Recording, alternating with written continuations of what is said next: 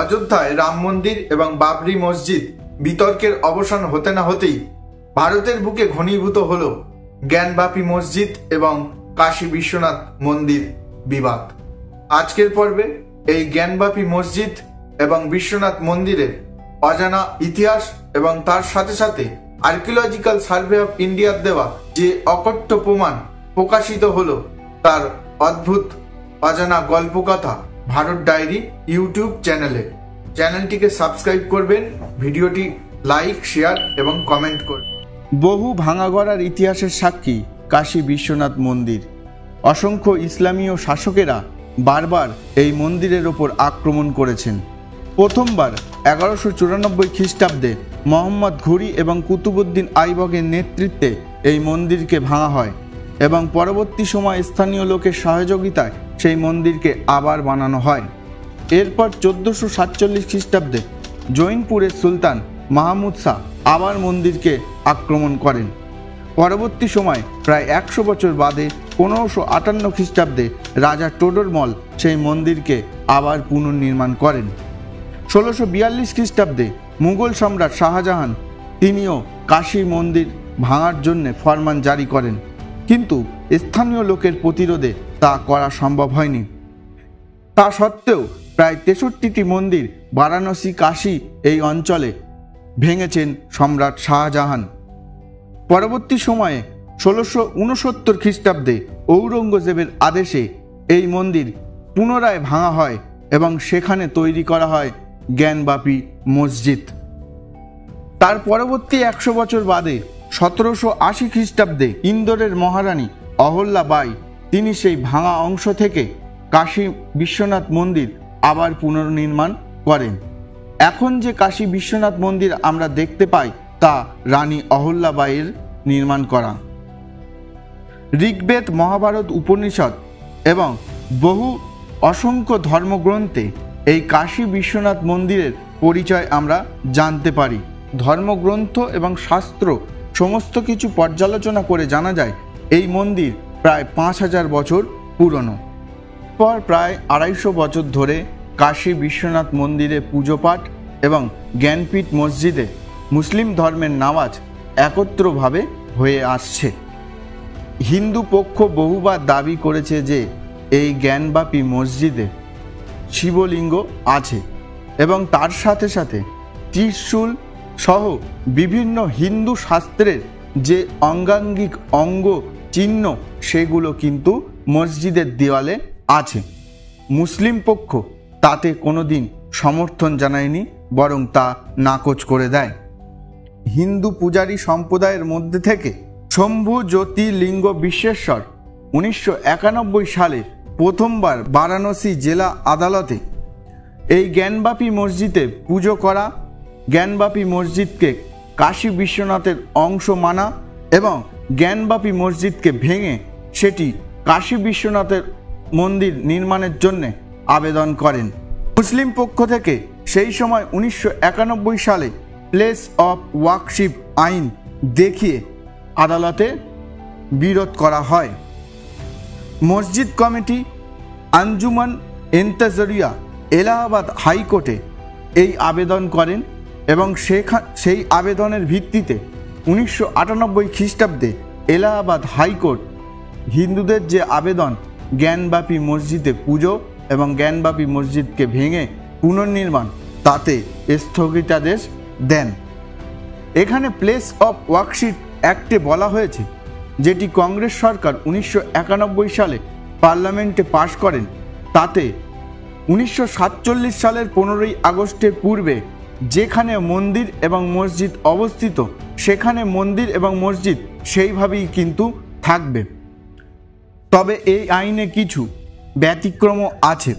সেই ব্যতিক্রমের ভিত্তিতে supreme court অযোধ্যায় রাম মন্দির নির্মাণ করার রায় দেয়। এই রায়ের পরবর্তী সময়ে আবারও হিন্দু সম্প্রদায় এবং হিন্দু পক্ষরা এই জ্ঞানবাপী মসজিদ ভেঙে কাশী বিশ্বনাথ মন্দির নির্মাণের জন্যে একত্রিত হয়ে এগিয়ে আসে। 2019 সালে বারাণসী জেলা কোর্টে ফের শুনানি শুরু হয়। এই জেলা আদালতের সিভিল জাজ আশুতোষ তিওয়ারি 2021 সালের এপ্রিল মাসে তিনি এএসআইকে সার্ভে করার নির্দেশ দেন। এলাহাবাদ হাইকোর্ট আবারও 9 সেপ্টেম্বর 2021 সালে সেই নির্দেশে স্থগিতাদেশ দেয়। এরপর আবারও একটি নতুন মামলা দাখিল করা হয়। 2021 সালের আগস্ট মাসে বারাণসীর 5 জন হিন্দু নারীরা জ্ঞানবাপী মসজিদে গণেশ শিব গৌরী পুজোর জন্যে আবেদন করেন। এই আবেদনের ভিত্তিতে বারাণসী জেলা আদালত অজয় কুমার মিশ্রের নেতৃত্বে 2022 সালের মে মাসে ভিডিও সার্ভে করার অনুমতি দেয়। এইভাবে দুটি মামলা ক্রমাগত চলতে থাকে। এরপর বারাণসী জেলা আদালত 21 জুলাই 2023 সালে আর্কিওলজিক্যাল সার্ভে অফ ইন্ডিয়াকে এই জ্ঞানবাপী মসজিদে সার্ভে করার জন্যে নির্দেশ দেন। এরপর মামলা গড়ায় হাইকোর্টে। এলাহাবাদ হাইকোর্ট সেই 2023 সালের জুলাই মাসে আর্কিওলজিক্যাল সার্ভে অফ ইন্ডিয়াকে জ্ঞানবাপী মসজিদে অনুসন্ধান করার জন্যে মুসলিম পক্ষ এতে বিরোধ করেন এবং তারা সুপ্রিম কোর্টে পৌঁছান এবং সুপ্রিম কোর্ট আগস্ট মাসে এএসআইকে অর্থাৎ আর্কিওলজিক্যাল সার্ভে অফ ইন্ডিয়াকে গ্রাউন্ড পেট্রোলিং র্যাডার সার্ভে অর্থাৎ জিপিআর এই সার্ভের ভিত্তিতে শিবলিঙ্গ, অন্যান্য স্তম্ভ, নকশা সমস্ত কিছুর কার্বন ডেটিং করে এই মসজিদে কি আদৌ হিন্দু ধর্মের নিদর্শন আছে তা পরীক্ষা করা, অনুসন্ধান করার জন্যে অনুমতি দেয়। আর্কিওলজিক্যাল সার্ভে অফ ইন্ডিয়া সমস্ত তথ্য প্রমাণ অনুসন্ধান করার পরে 18 ডিসেম্বর বারাণসী জেলা আদালতে খামবন্দি অবস্থায় রিপোর্ট পেশ করেন।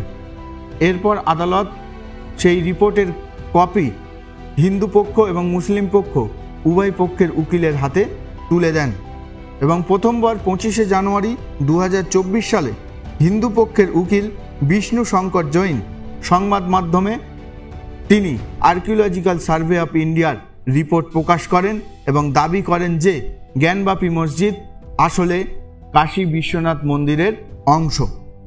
এই আর্কিওলজিক্যাল সার্ভে অফ ইন্ডিয়া বা এএসআই দেওয়ার রিপোর্টে যে 5টি গুরুত্বপূর্ণ বিষয় সামনে এসেছে তা অবশ্যই প্রমাণ রাখে যে জ্ঞানবাপী মসজিদ আসলে কাশী বিশ্বনাথ মন্দির। যে এই মসজিদ নির্মাণ করা হয়েছে হিন্দু মন্দিরের বিভিন্ন স্থাপত্য থেকে এবং হিন্দু মন্দিরের বিভিন্ন ধ্বংসাবশেষ থেকে এই মসজিদ তৈরি। মসজিদের দেওয়ালে এবং অন্যান্য অংশে বিভিন্ন হিন্দু দেবদেবীর মূর্তি লক্ষ্য করা যায়। তাছাড়াও একটি শিবলিঙ্গের অংশ পাওয়া গেছে।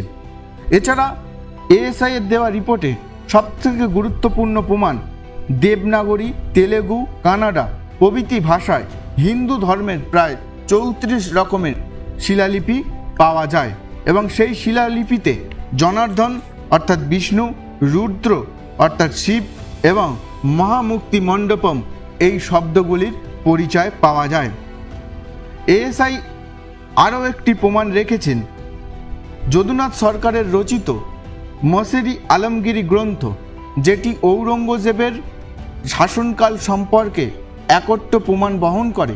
সেই গ্রন্থে 1665 থেকে 1677 খ্রিস্টাব্দে ঔরঙ্গজেব এই বিশ্বনাথ মন্দির ভাঙার ফরমান দিয়েছিলেন।